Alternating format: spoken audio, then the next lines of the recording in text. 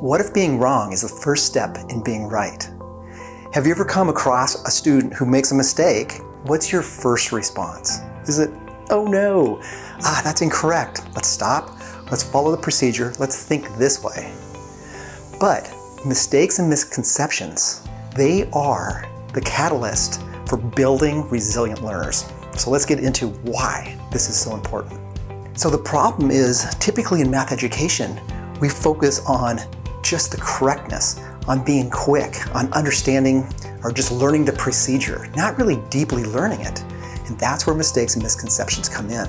And there's a cost for that. The cost is that we don't build resilient thinkers, we don't build problem solvers, and we don't get kids to understand the mathematics. So what happens is they go down this lane and they don't hit the boundaries of their understanding. And if they do that, that's when they really learn and will not forget these ideas year after year. And so a mistake is an error. Sometimes we can just have them just think through it again and redo it. But misconceptions are really what I like focusing on, because misconception, the conception, the idea, they're taking that idea from somewhere and they're misplacing it. So it's a schema. They have a scheme of one idea, and we need to actually look and examine it in much greater detail about why it's not working in this situation. Powerful. So let's think about mistakes as windows into their thinking. It gives us really good insight on how they're constructing meaning. So as an example, they might say, 1/8 is greater than 1/4. Say, oh, well, why are you thinking that? So let's examine it. It's not correct, but this is a great detour, why not? Well, I think because 8 is greater than 4. Okay, so what is the definition of a fraction? A fraction, so now we're using a number line. If we think of a number line between 0 and 1, and 1/4 is saying we're going to partition from 0 to 1 into 4 equal sections. So now we can see those 4 sections. Now, right below it, let's do another 0 to 1 number line. We're going to partition it into eighths. So it's saying 8 partitions. So it has more partitions, that's true, but each of those partitions in the eighth are smaller than the 1/4 units. So now all of a sudden, using the language and a visual model, they have a much deeper understanding that now 1/4 is greater than an eighth, not the other way around. So I just talked about two things that are really important, visual models and language. We have 2 other research overviews on that. So if you want to really understand what does the research say about these iconic visual models and really the structural language. We talk about partition and iterate, units, decompose, compose, and equality. So check those out for more information. Okay, back to mistakes and misconceptions. So now, sometimes it's just making a mistake just with the operations, with the equations, with variables, numbers. A good example is first grade. So I was in a classroom and we were going through looking at some equations, and we said 5 plus 3 equals 8. And I asked the kids, first graders, okay, is that true or false? They're all excited, sitting on the floor. True. I said, great. So then I said, so then 8 equals 3 plus 5. False. I'm like, oh, this gives me a really good insight into what they're thinking. They're thinking that you have to have these operations, 5 plus 3, equal means the total. They're not understanding equality and relationships. So then we started to examine things like, well, what if you had different relationships, like 2 plus 6? Is that the same amount as 5 plus 3? And then again, through bar models, through number lines and language, they start understanding equal means same as. Very powerful. And so now we're leading them to much richer understanding that they're not going to have more problems in 2 or 3 years from now. Okay, another example is we make mistakes and have misconceptions in procedures and algorithms. A great one is regrouping with subtraction. So you might have 52 minus 16.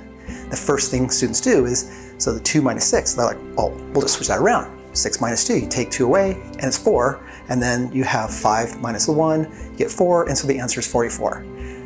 Nope. Okay, why isn't that correct? So now we have to examine, and again, I like to use the visual models where we have 5, or manipulatives, 5 10s and 2 1s. And then we're asking, we're trying to take away 16. 6 1s, do I have enough 1s is the way to really ask that.